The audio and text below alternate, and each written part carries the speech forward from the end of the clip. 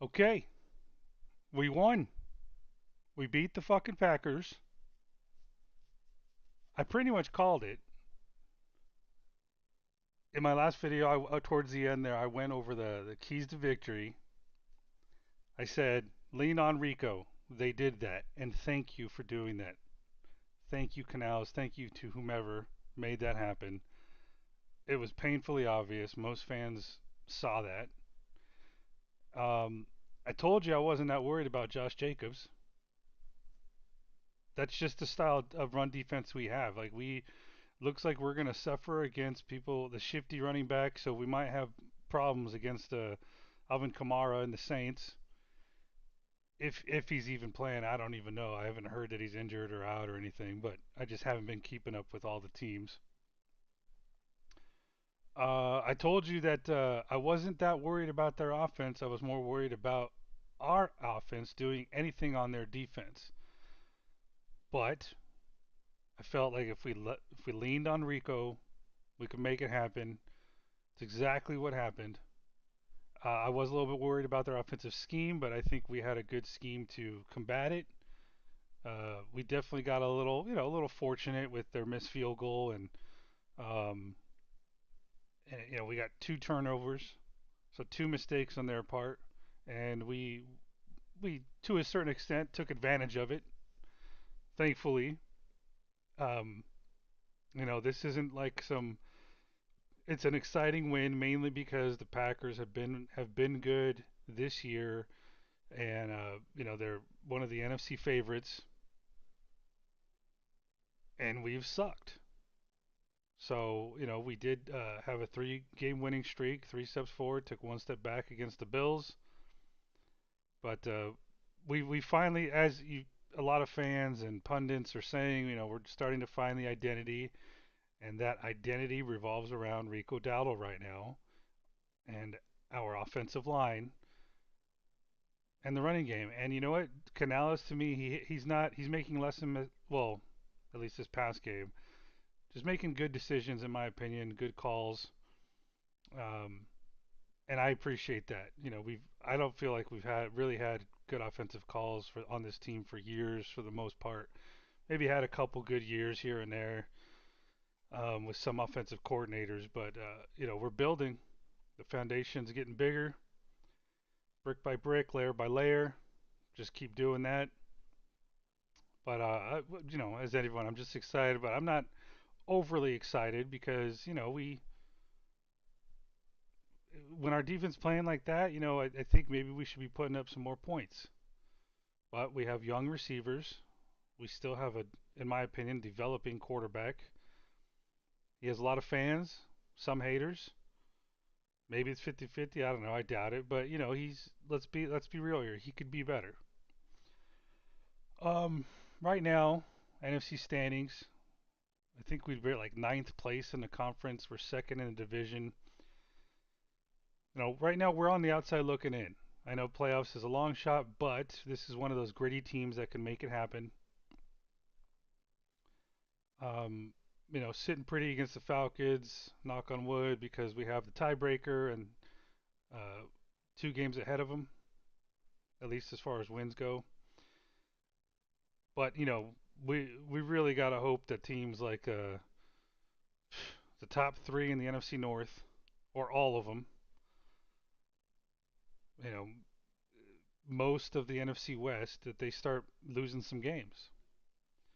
If not, our only chance to keep the season longer than the regular season is going to be to beat out the Buccaneers, which it is no small task. I think they're a little overrated, but maybe that's kind of fool's gold thinking there because Baker Mayfield is just playing the best that he's ever played in his career, and maybe we're people like me are just thinking that he's just gonna get back to his normal self, and which is maybe mid or above mid, but I think that they're going to be hard to beat.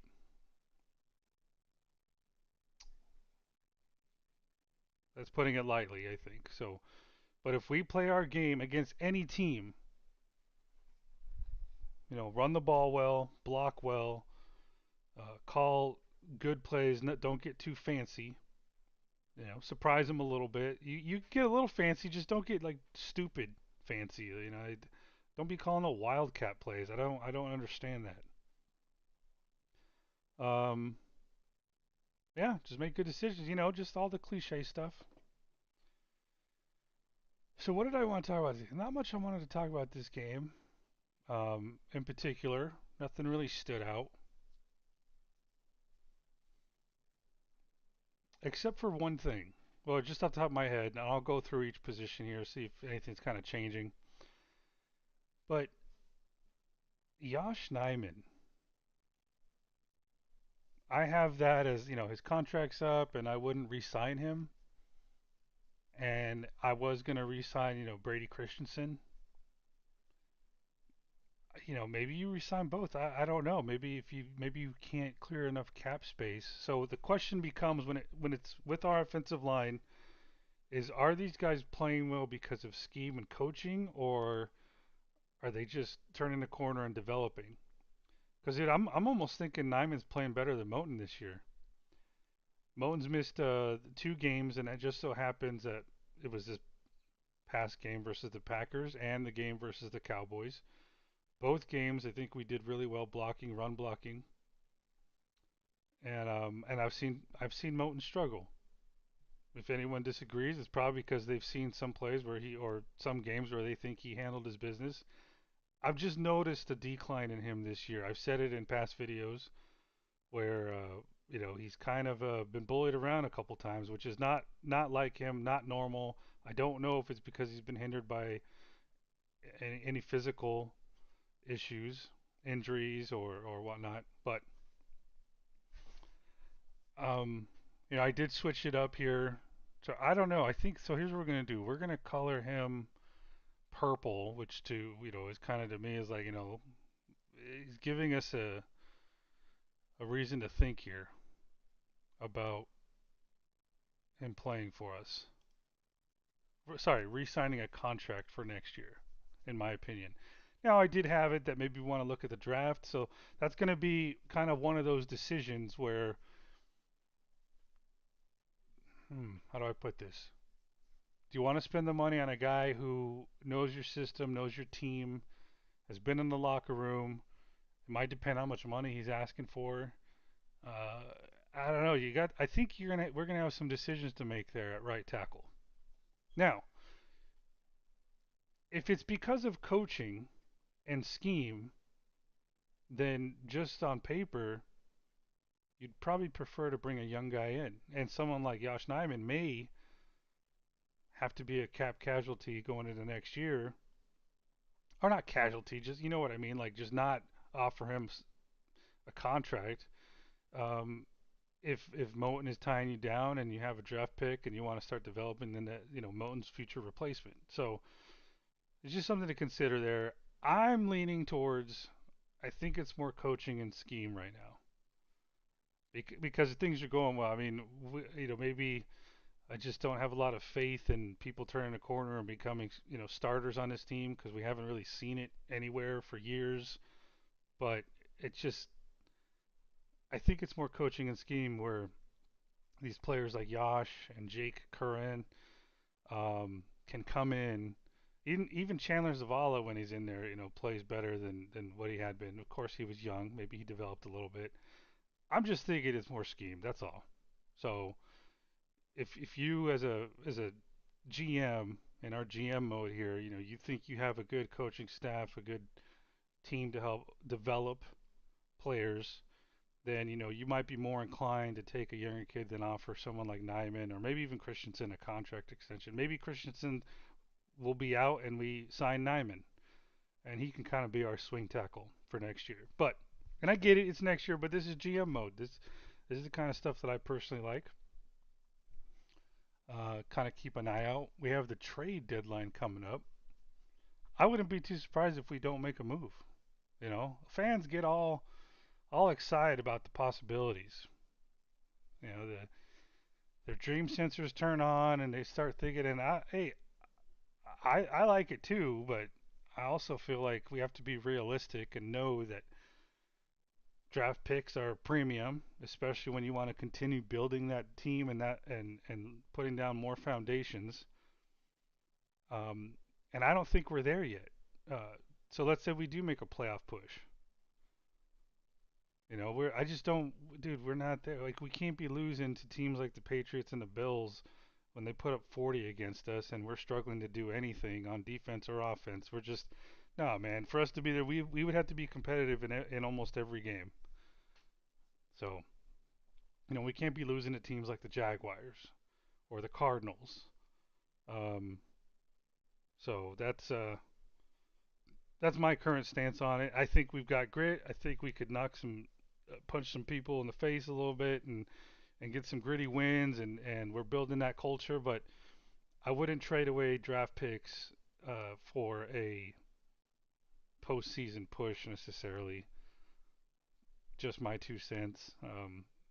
Unless it was just some insane value for someone who you feel can be on this team for a while, and then all signs point to that's what they're doing because that's what Dave Canales said today.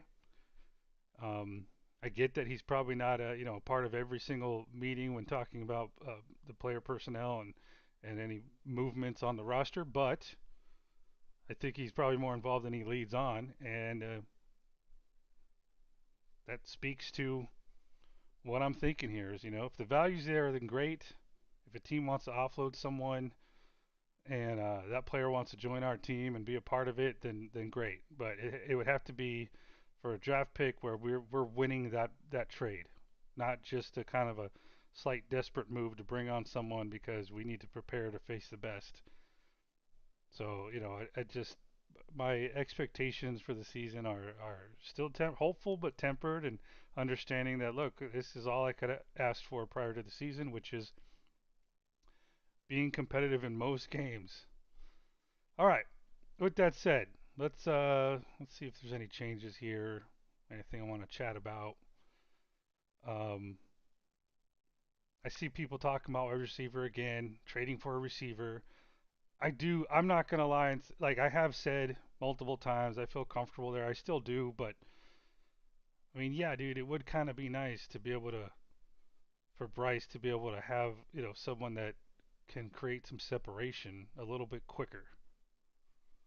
Maybe that's a little bit more of the passing scheme, but I saw a stat someone posted on social media where our guys aren't creating as much separation as the league average.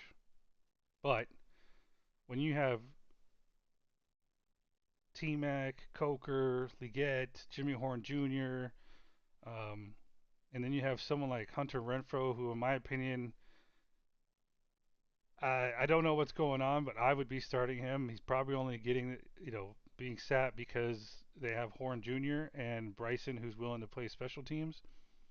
So they must feel that Horn Jr. is like giving them a little bit extra advantage compared to Hunter Renfro, which okay, I can see that. Maybe Jalen Coker gives a better advantage than Renfro while developing him, giving him snaps, and then But I think Renfro has this little factor about him that I like to see on the field.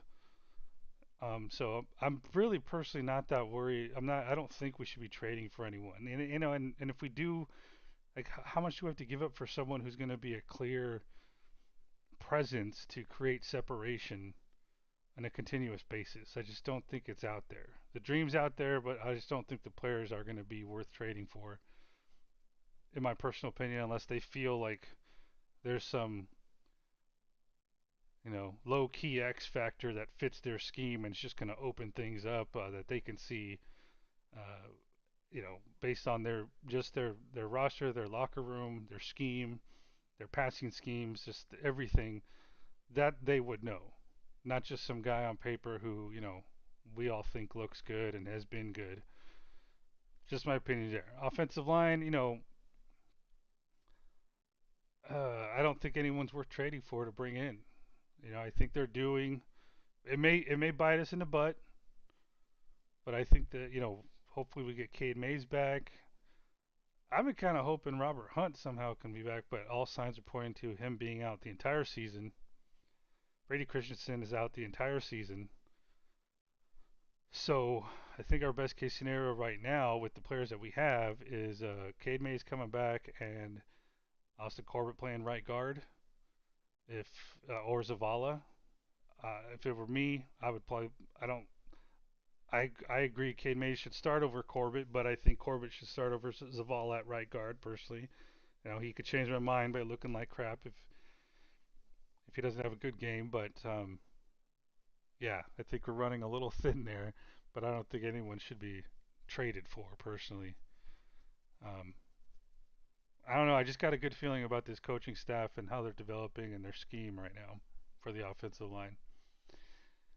Nothing really new at tight end. It's kind of hard to judge these guys too when we're not really passing it a lot. Which hey, I ain't gonna complain about right now. A win's a win. I'm not gonna sit here and say, well, we should be passing more. No, we did what we had to do to win. Rico Dowdle he just needs to be resigned. I don't care what even people like me have said in the past, which is why spend a lot of money on a running back when you could just have a running back by committee and focus on your offensive line and you should be able to run. Maybe I'm changing my mind a little bit to realize that players like Rico Dowdle need to be kept and signed and paid, and you need to make the room for them in your salary cap, because there's a clear distinction between someone like Rico Dowdle and Chuba and ETN. I just think we need to re-sign him. You I was even on the side of re-signing Chuba. With Chuba, to me, it was more about starting to help build that culture, keeping the players that want to play for this team, that work hard to play for this team, and can be leaders in the locker room. And I think that's also why it was a little hard to kind of give the reins to Rico. Um, but hey, I'm hoping Chuba's taking it in stride, and I think it hasn't really shown yet, but I do think that if you get the defense on their heels a little bit with Rico, and you spell him with Chuba, I think you're going to see Chuba start to shine more as a second string backup running back. That's what I'd like to see. As usual, I think we'll talk about the quarterbacks at the end. Let me just scan through the defense here, see if anything's kind of changed from my last point of view.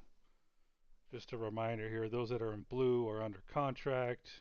Those that are orange could they're under contract but could be cap casualties. Those that are in white, the white cells are not under contract for next year. If they're red, it's kind of feel like I don't really we don't have to re-sign them. In purple, I'd like to re-sign them. And Jaden Crumity, and green like Christian Roseboom, I'd like to re-sign for sure. Um, yeah, I don't know. I think like I said in the last video, just something about our defensive backs just kind of make it happen. Horn, Jackson, Smith Wade, at corner. I think they're very thin there, but knock on wood, thankfully no one's really got missed any time, and I think they've been playing well. Mike Jackson's had one bad game, clearly bad game. Maybe there's a little bit. Some would probably argue a little bit more, but I'm cool with it, man. I don't know how I'd feel about it if someone, unfortunately, if again, knock on wood, I'm knocking on wood a liar, but if someone were to go down and miss some time, we might have to rethink about who we have currently on the roster and who we can add and going into future years, et cetera, et cetera. My mind hasn't changed on Nick Scott really. Like, dude, he can thump. Definitely see that. I definitely like seeing that. I don't know who wouldn't like seeing that. I think the only I think I've seen a trend where more fans are maybe kind of not as angry about him, but that'll change when they see him get burned, which can happen. But hey, dude, that can happen to anyone. But with that said, I still just don't really have much of a need to re-sign him and bring him back for next year. All right. Hmm. Let's think here. I feel like I'm missing something, but I'll just keep going. Okay. Inside line. I think, as far as like just these right here, I kind of just put like players where I think we could use some position, people to come in, and then I reorganize it, just I guess ranked them as far as where I feel like the necessity is. Um, cornerback kind of jumped up a couple spots after Mike Jackson's bad game. So, all these mid guys, like, you kind of interchange them. But, something like offensive tackle, you could take off the list if they plan on re-signing Josh Nyman, who I think has been a pleasant surprise. But again, that's that whole conversation of maximizing your salary cap space with your draft picks and not overpaying for a veteran. So you kind of have to seek that value there. Like what do you want? Maybe maybe wait to see who falls to you too. Unfortunately, we kind of need to lock some players up before the draft. Um, so you end up, assigning some cap space to these guys. But yeah, I still think that let me get my mindset back into draft GM mode. But you know, I like our two inside linebackers. I do not like anyone after those two. Colin Sherrillis, Ban Martin Scott. Some like Ban Martin Scott may have potential. I don't know. I'd have to see him in a real game. It's hard to judge those transitions from college to the NFL. You kind of have to see them play, and not just in the preseason. In my personal opinion, you can get an idea, but you need to be able to see what their strengths and weaknesses are, and then on a week to week basis how they're improving. Um, I would have no problems with going into the next year with Trevin Wallace and Roseboom as our starters. Zero. I don't think anyone would. But and this would kind of fit the mold of what I've seen from Dan Morgan. Even if someone were to fall to you, in the first round that you really liked at inside backer and you took him, Dan, they like to have rookies sit. As I said before, I think T Mac has been the only exception to that rule. So yeah, maybe I don't know. I think that would be the most glaring need going into next before next season.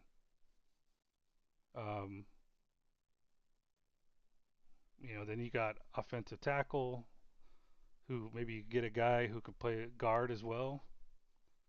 You need a little bit more depth there, especially if you're not going to re-sign the guys who like Christensen and Nyman.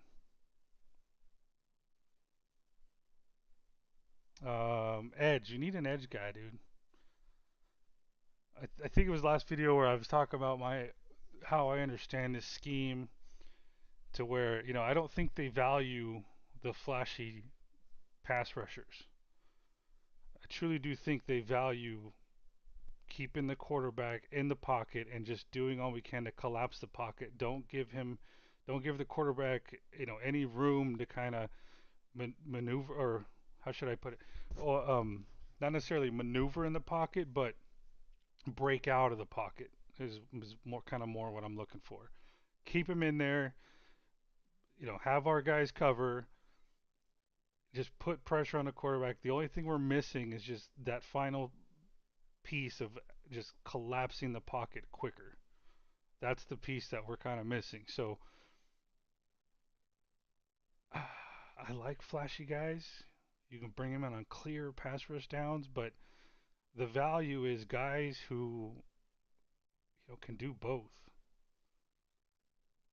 Who aren't just so like, to me, someone like Princely's a little bit more of just a flashy guy, but I think he can kind of do what a Nick Scorton does, and I think he's learning to do that.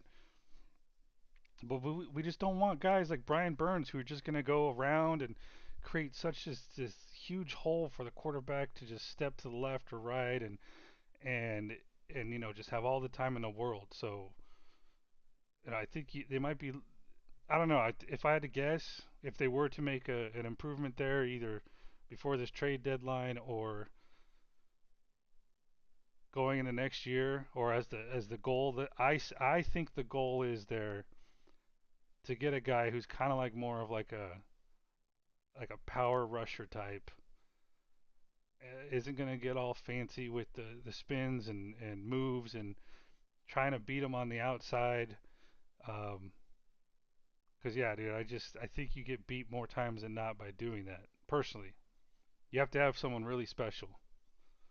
So at least in this scheme, you would probably do it. You know what? Maybe I'll even do that here because I've kind of been curious. Look up, free agent pass rushers, edge rushers, and maybe the name will stick out that like kind of fits that bill of someone who's more of a power rusher for those that play Madden.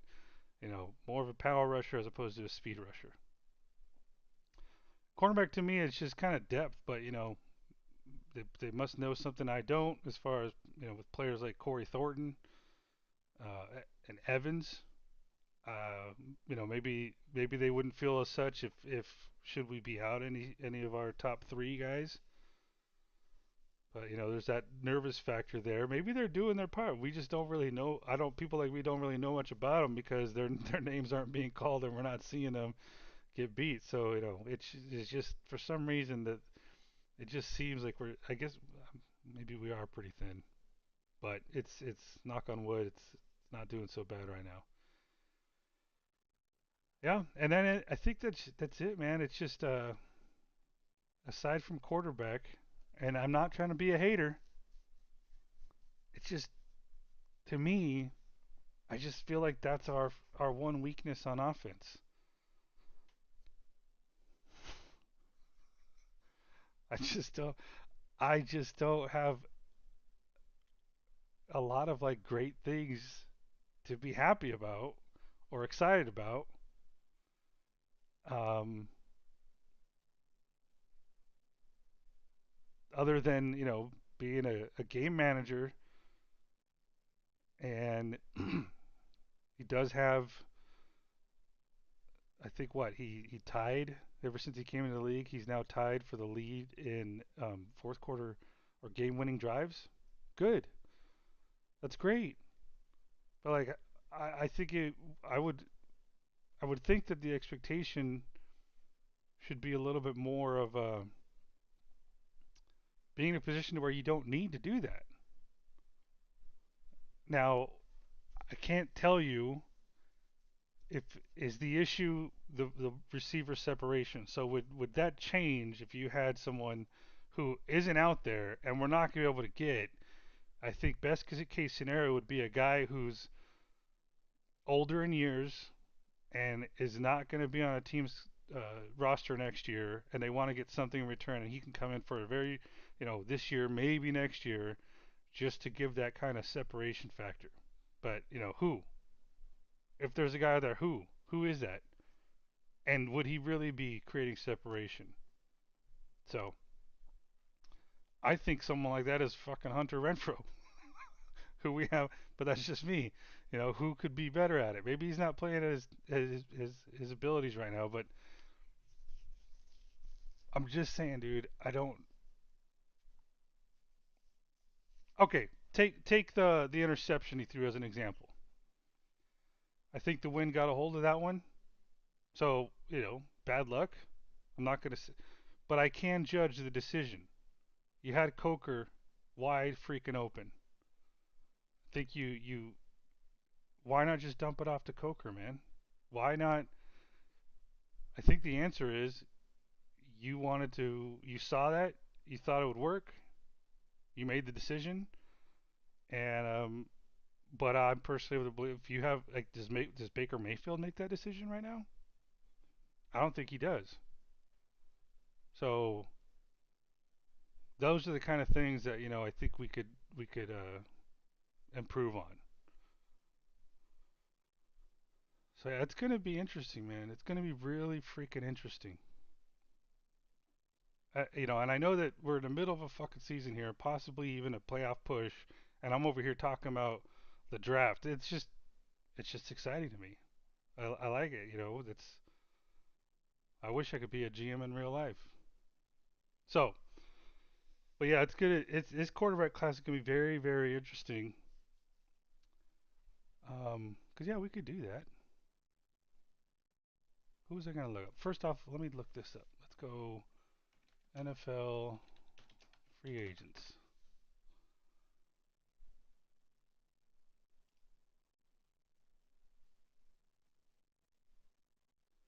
All right, does it break it down by position here?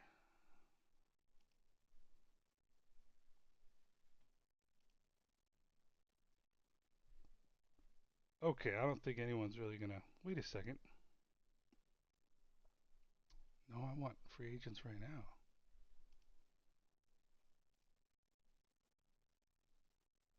Well, chances are we're probably not really gonna really find any names, anyways.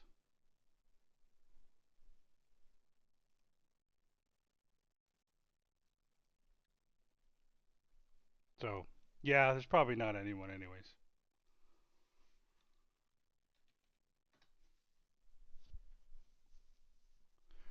Just 'cause it's fun.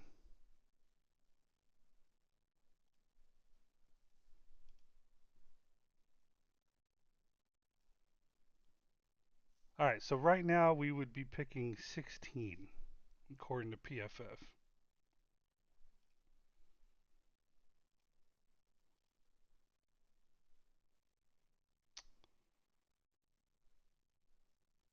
All right, you know what I'm gonna do? I was gonna do. I kind of want to do this separately.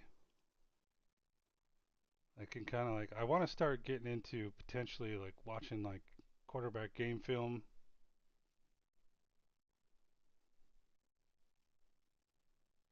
and I'm gonna start with accurate passers who are seniors. All right, so it probably doesn't have it here. I was looking at one earlier where it said that what class they're or if they're juniors or seniors, sophomores, etc. Maybe there's a different one.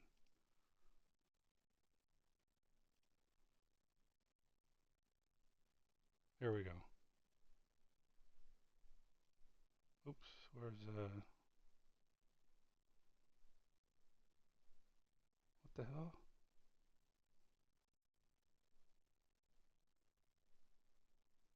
Maybe not.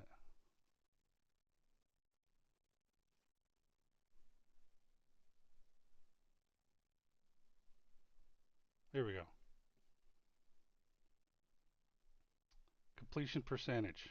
All right. So let's cross-reference this with what PFF rankings currently are.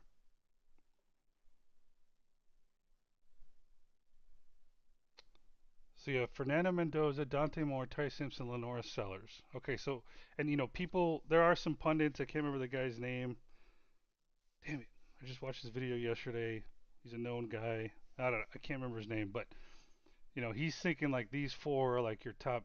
If they were to come out, they are first round picks. But if you're looking at, let's see, go down the list here. Where are they? Dante Moore is a sophomore.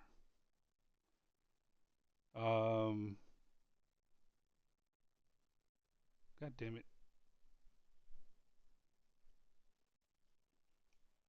I do this every week where I wish I prepared more and then I remind myself that I just like doing it. All right, so Fernando Mendoza is a redshirt junior.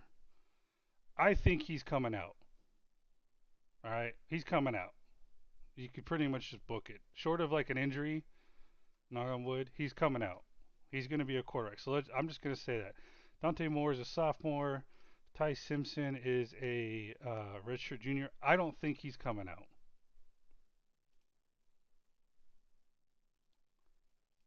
I think if I had to guess, Oh crap! I don't know, man. I think he's gonna come out. To be completely, if I just had to guess, I'm just gonna say he's coming out. Maybe he won't. A lot of pundits are saying he should transfer. Maybe he'll do that. But when you have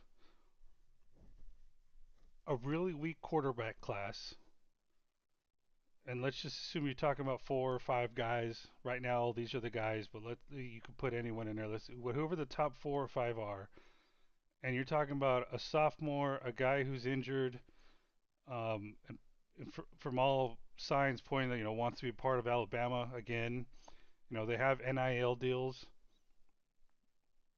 I think Fernando Mendoza is going to be first one to kind of declare, and then I think you're going to have some sophomore stay, injured guys stay, and you look at someone like Sellers, and he's going to be looking at, and he's going to say, okay, well, I'm clearly going to be QB2, and he'll probably end up a top 10 pick, maybe even top 5, because you're going to have teams like the Saints, the Jets, the Dolphins, the Browns, the Raiders, maybe even the Cardinals, um, the Rams, who are sitting at 12 right now with Atlanta's pick.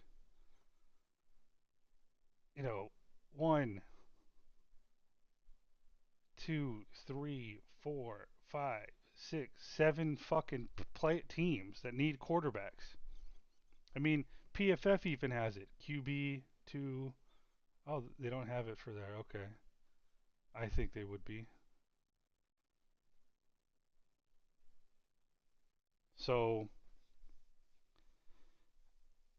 yeah, I think you're gonna have a couple players that even if they could use another, maybe like a Dante Moore decides, screw it, I'm coming out.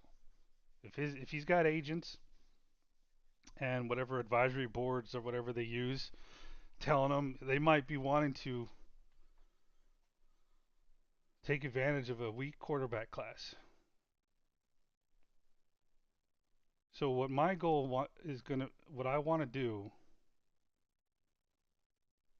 man, I need to watch more Carson Beck, man, because I do not like that kid, but his completion percentage is up there. I have a feeling I'm gonna watch the film more, and I'm just gonna be like, I just can't. But all right, let's think about it. I wish I had more people here to kind of debate this stuff. Shit, I wish I had people that kind of watch. I just do this for fun, my own sanity, and it's like a little hobby right now. So, and that's the thing. If I start doing this now, and my predictions, if I did this years ago, then I think people would actually be listening.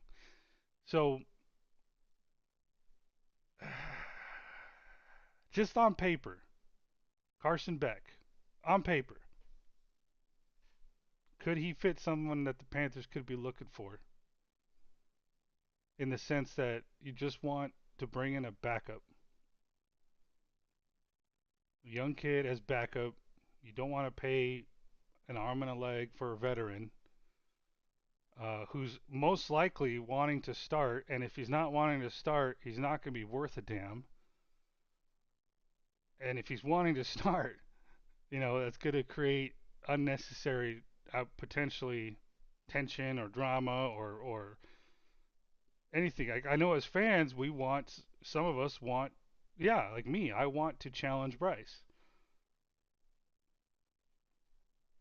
I don't think you do that with the veteran, though. I don't think it fits as well with the veteran compared to, like, let's say, just spitballing here, a quarterback. In this case, we're using Carson Beck as an example, who I admit I have not liked, but just on paper, falls to the third round if he does. And you get him, can come in and basically you can say, okay, so you and basically Hunter, is that his name? Hendon Hooker, sorry. You and Hendon Hooker We're going to battle it out for our QB2. And you kind of slyly just know that, like, look, if this guy's looking just as good as Bryce in the off season, and when if Bryce starts to falter, maybe you kind of make that transition. And at the very little minimum, you're kind of slyly developing this guy. Should Bryce falter, at any point before we decide not to re-sign him, if that makes sense. So yeah, so I wanted to. That's kind of what I wanted to do. So I'll probably be looking at Carson Beck over. I don't know when. More like when I feel like doing it as a hobby, looking at his film, and because I wanted to look at accurate quarterbacks who are seniors and or juniors who I feel might be coming out like so. Fernando Mendoza, I'll watch the film, but I don't think he's going. All signs are pointing like he's just a first round pick and probably wouldn't even be there when we're picking. And not because I think he's like for sure top three, top overall pick and warrants it, just because I think that's just what's going to happen. I think he's good. He's shaping up to be the number one quarterback in this coming draft. And any other players like Dante Moore, or let's go back to this list. Dante Moore. If they're coming out early, it's because they want to take advantage of being picked very early. Again, said it multiple times, I think, already in prior videos. If I'm Lenora Sellers, I don't care if I'm not a top five pick. I want to come out. I want NFL development while I sit. I think that would be the best for him. As kind of a fan of his, because I think he does have what it takes. I think he's a better quarterback prospect than Anthony Richardson was. I see it in him to be able to transition. He just needs time to develop in an NFL offense, honing those skills, perfecting those skills, seeing others do it. And I don't think he's going to really get that kind of, you know, gold star development in the college offense unless he transfers to a place that literally just caters to it. But what team is that right now? What what college team is like, just dishing out NFL quarterbacks? So that's just my yeah. I'm that's my strong gut and feeling about it. Yeah, dude. I don't know. I just got this feeling. That just seems to fit so well for someone like him. I think you have a huge drop, like something like Jaden Mayava. I've been hearing good things. I've been watching a little bit. Redshirt Junior. If he doesn't wow people to where all of a sudden he starts to rocket up the draft boards, someone might, another one you could probably look at in third round.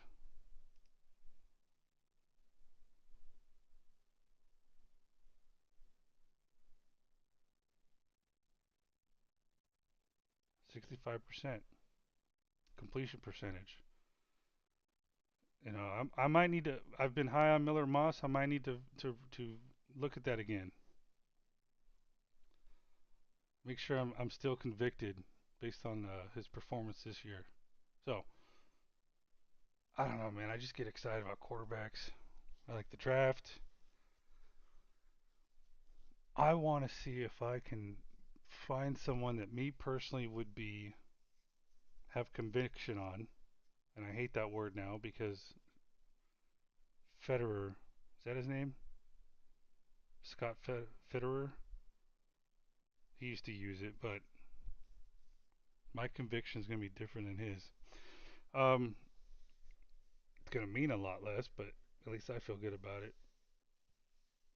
Yeah, and I'm telling you right now, guys. If I'm gonna keep saying it, Drew Allar, should he come out, which I think he's going to rocket up the draft boards. He's at 127 right now, ranked according to PFF. I think he's going to be a first round pick unless he's like if he's healed. He's got to be healed, and if he's going through doing drills in the off season, whatnot, going to pro days, you're going to see him rocket up draft boards. He's going to be a first round pick. I would even say a top 15 pick.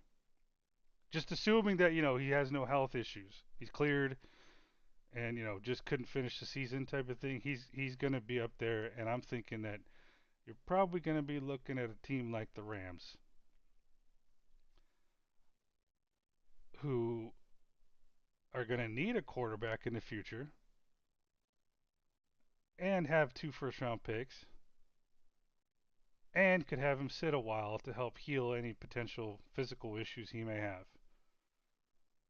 So, of course, my dream is he falls to the second. Panthers go ahead and make a decision to do it, which I guess is kind of a pipe dream. But yeah, I think right now, unless some other team picking in front of the Rams just want him, need him, so on and so forth, I think right now he's kind of destined for it to be a Ram, in my opinion. I don't think he's fallen to the second round at all. I don't care what pundits say, PFF says. I think he's going to rocket up the draft boards. And the only reason why he would fall, if should he be in the draft and not find another year of eligibility, the only thing that's going to keep him from would be injury status. That's it.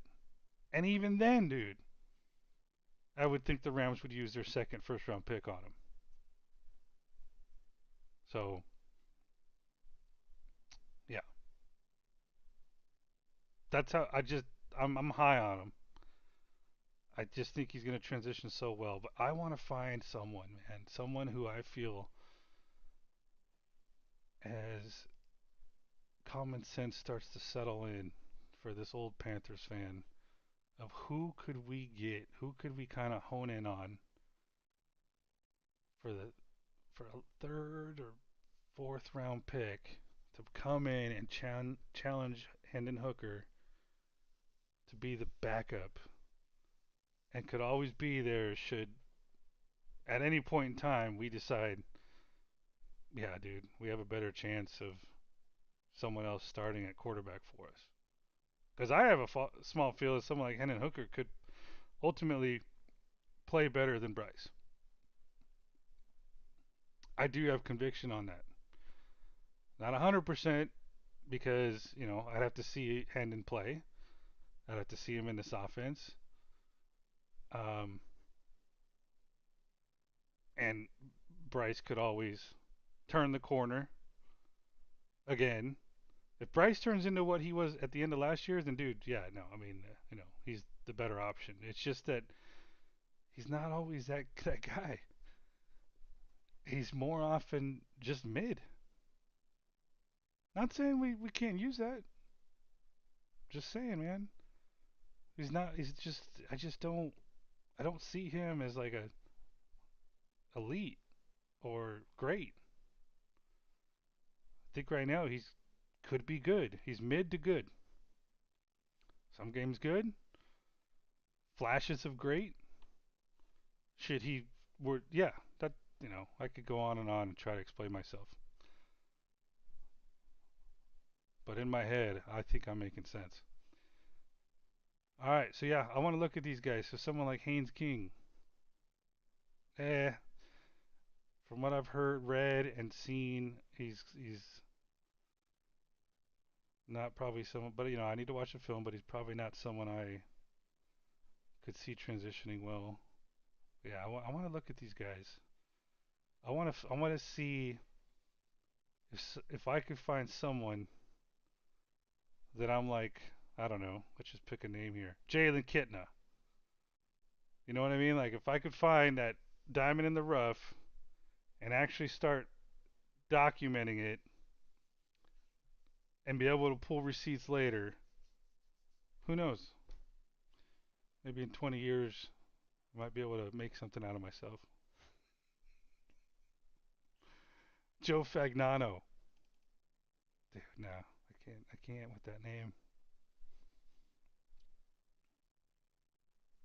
But Yeah, I think I want to look at start with high completion percentage players who are seniors, juniors, then move on to maybe more what the pundits say. Watch some film there.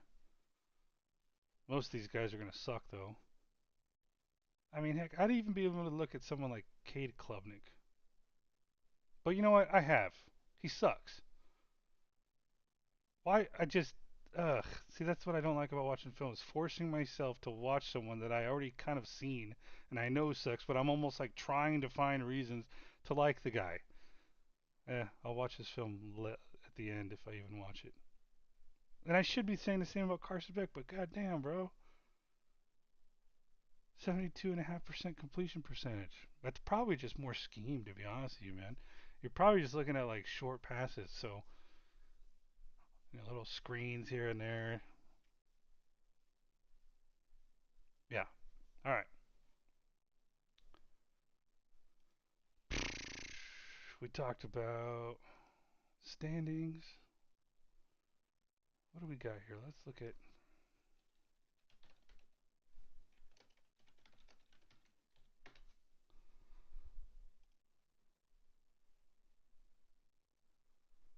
upcoming schedule. All right. Home versus the Saints. This is kind of a trap game for us.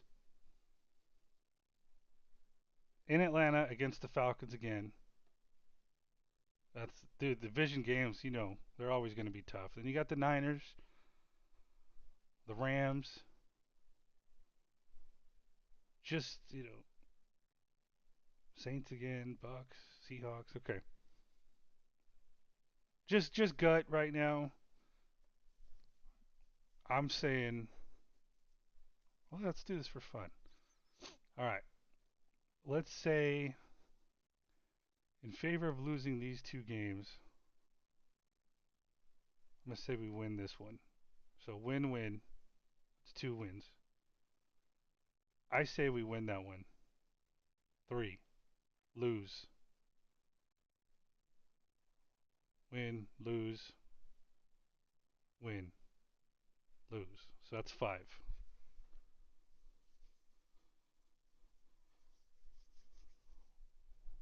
10-win season.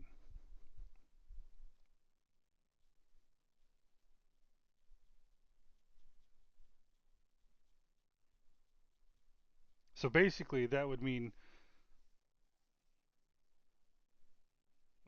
Did I count that right? So 1, 2, 3, 4, 5.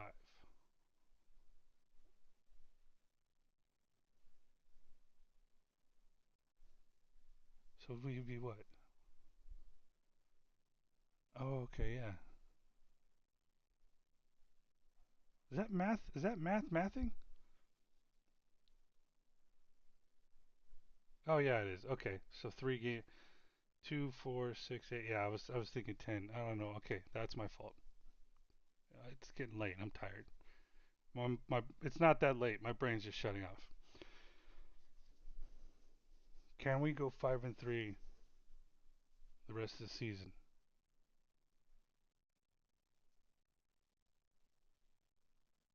Get 10 wins,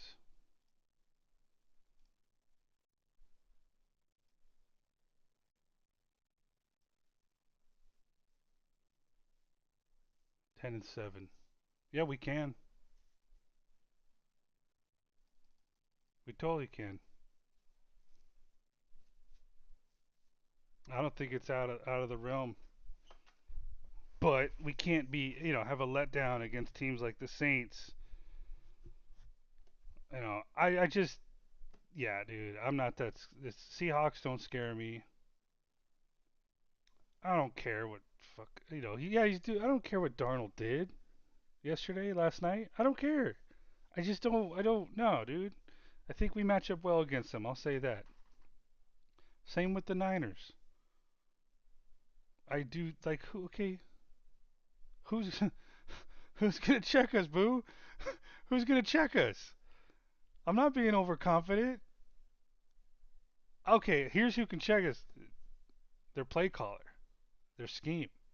That's who could check us with the Niners.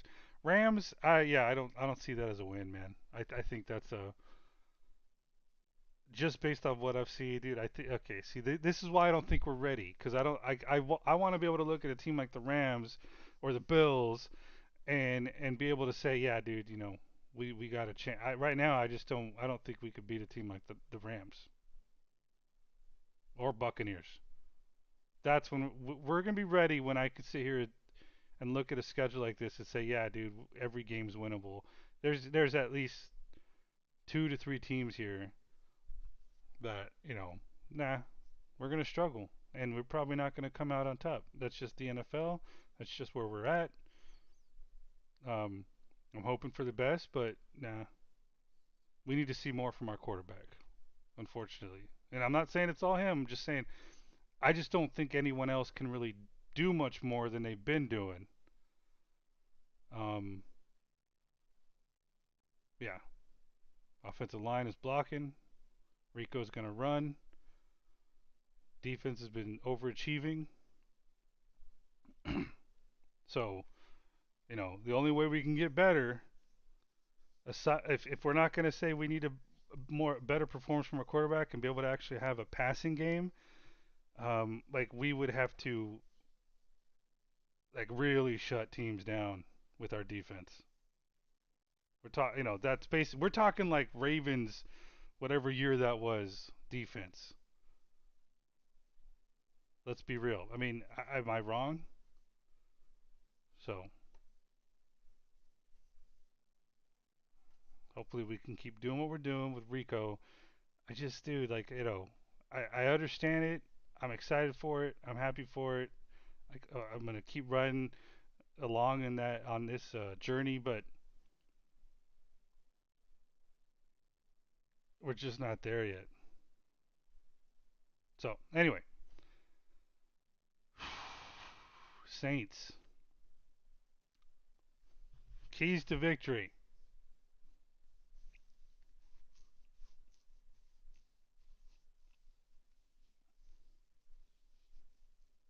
I think the number one key is we can't let. You know what? Hold on. Let me look at this.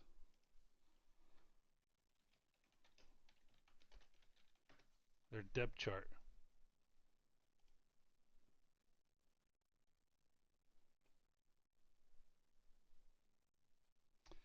Chris Olave, Kelvin Banks Jr. He's a rookie, isn't it? Trevor Penning, Luke Fortner, Fortner, Cesar Ruiz, Tayessa Fuaga.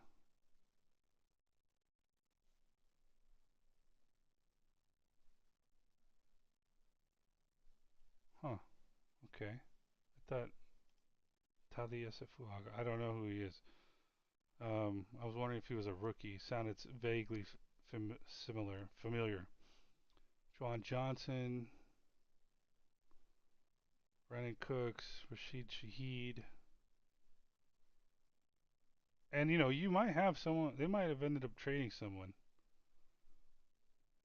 All right. Yeah. See, here's the key on defense. Learn your lesson against the Bills and Cook, and don't let Kamara cut and just carve you up. So that is their weapon against us, Alvin Kamara, in my opinion. And then secondary would be, or sorry, secondary weapon would be our secondary. Just playing too soft, letting just a quarterback like Tyler Shuck just take what we give him and keep taking it. Again, he's a rookie. I don't care. We can't keep giving him, just first downs. So, but the main key is just you need to make sure that a running back like Kamara, Alvin Kamara, or whoever else they have, like that, they just don't. Kind of, I don't know much about Devin Neal, but I'm from what I do know, I think that their running back is going to be, and their running backs are probably a little bit more of the guys who we've struggled against on stopping the run. Excuse me. Oh, defense.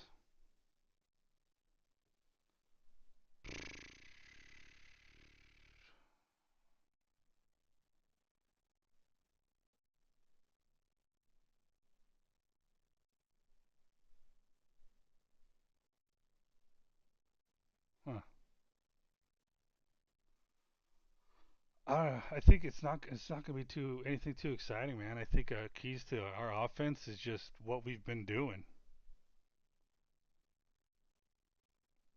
and you know what? And maybe we don't need to do this to win, but I think it doesn't hurt, and maybe we do need to do it to win. Why are we never taking a shot? The Bryce haters, I know your answer. You're gonna say he doesn't have the arm. So, and you may not be wrong.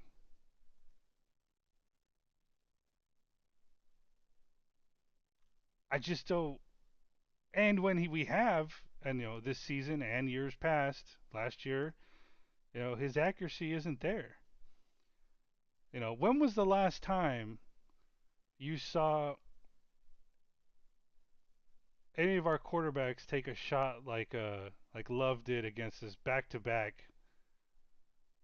First one was an incompletion. Second one, he completed to Christian Watson. When was the last time we saw us taking a shot like that? So I think sooner or later it's we're gonna need it, man.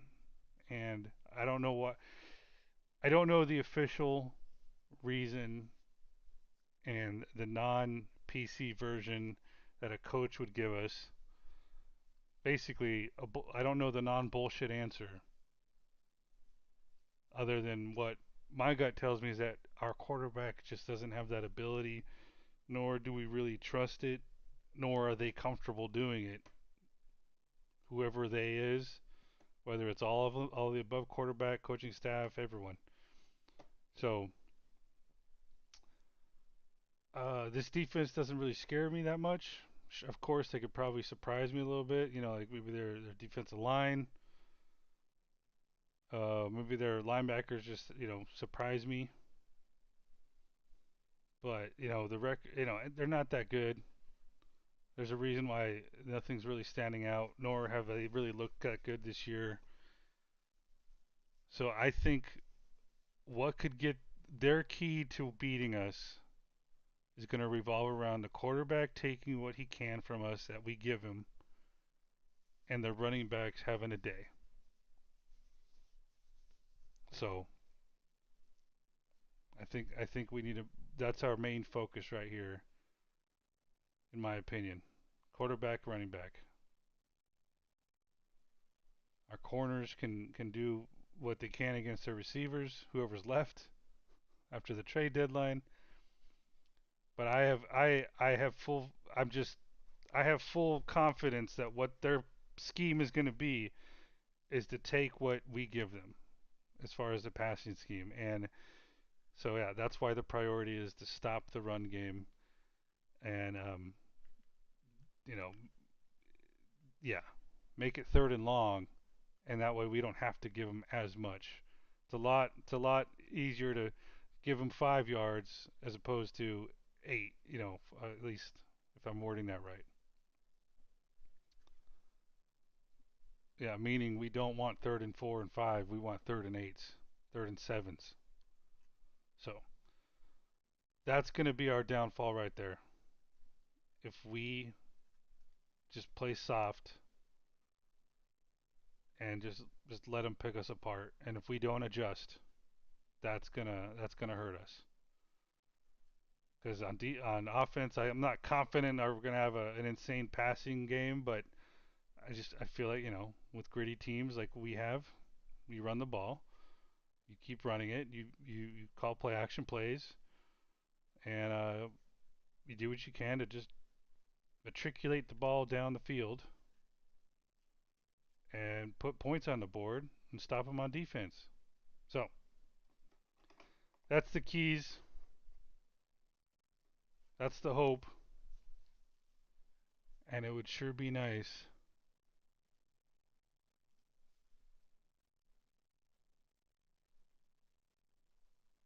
to go into Atlanta on a 2 game winning streak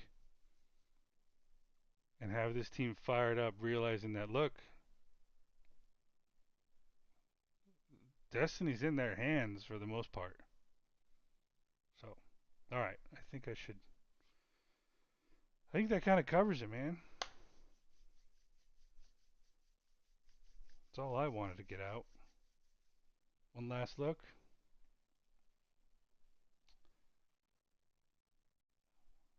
Yeah, I'm excited. And as the season progresses, I'm just gonna keep getting more excited. I know it. Yeah, I need to figure out who here. I want to find a guy